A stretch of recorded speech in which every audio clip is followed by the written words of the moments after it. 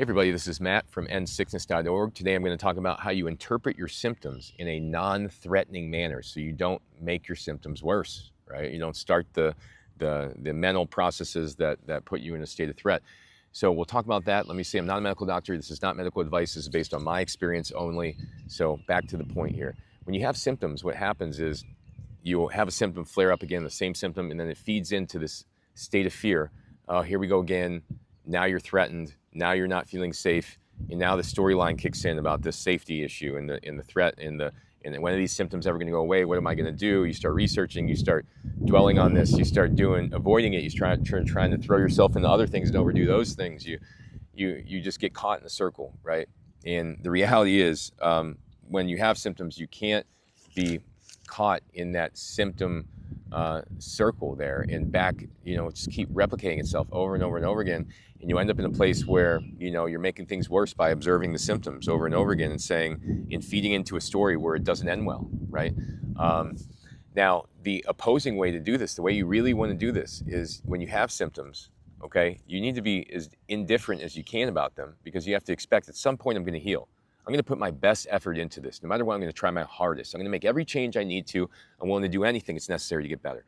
Since I'm willing to do that, I know that it's going to work out at some point in time. At some point in time, I know I'm going to get better, right? You got to believe. You got to believe first.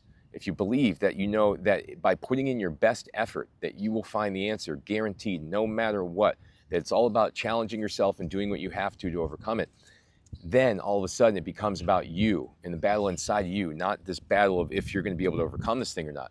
And if you can believe that you're going to get better, then when you have these symptoms that pop up, you have to revert back to, it's all right, things are moving in the right direction. I just need to figure out why the symptom occurred, what my part was in it. Was it something I ate? Was it some emotional situation? Am I living in a house that has mycotoxins? Whatever, what's going on? What's actually happening? I'm in control. I just need to figure out why. Okay? And you start to become the observer of these symptoms. Observe them from a step back. Don't get caught in the symptom and say, oh man, I'm a victim of this situation. I'm a victim of the symptom. I don't know what to do and play into that story because it's not going to help you get better. And at the end of the day, you have to figure out what thoughts are going to support you getting better, which ones are not.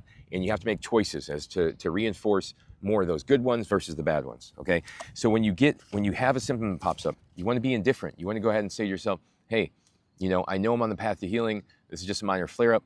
Let me sit here and let me write down in a symptom log these foods I'm eating. I'll write down what happens, and I'll be able to start correlating these things. Now, if you have a tough time figuring out why these symptoms are occurring, go to my website, endsickness.org. I cover all these things. I talk about the exact foods you need to eat if you have a chronic illness that won't flare you up.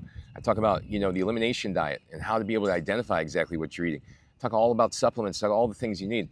But back to the point here, when you get supplements, or when you get symptoms, okay, and they pop up and they flare up, and you're like, oh man, you have to feed into a story where this ends well in the end, where you say, okay, here, in the end, I know I'm going to be better.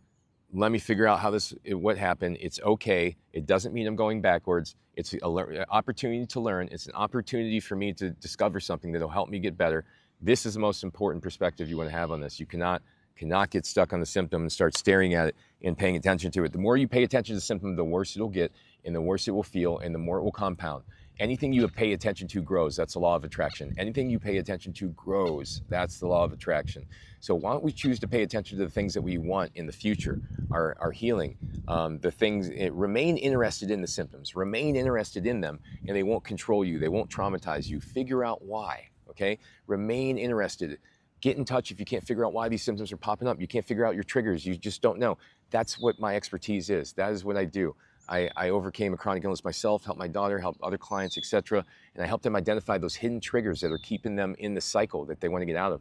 So thanks for watching, everybody. I wanted to give you some tools on how to deal with some of these symptoms, but you got to remember, a lot of these symptoms are just your body feeling threatened in the moment because of something else. It could be an emotion, it could be an event, it could be a food, whatever, but it doesn't mean that you're getting worse. It's just that your body's perceiving danger, it's perceiving a threat in the moment, but at that time, you can tell your body everything is okay, and you can start moving in the right direction in your mind and keep moving on until you get better. You don't want to go that opposite direction and let that spiral and turn into something that's not true and feed those fears. It's just not going to help you. So thanks for watching, everybody. Go to the website, endsickness.org. Take care.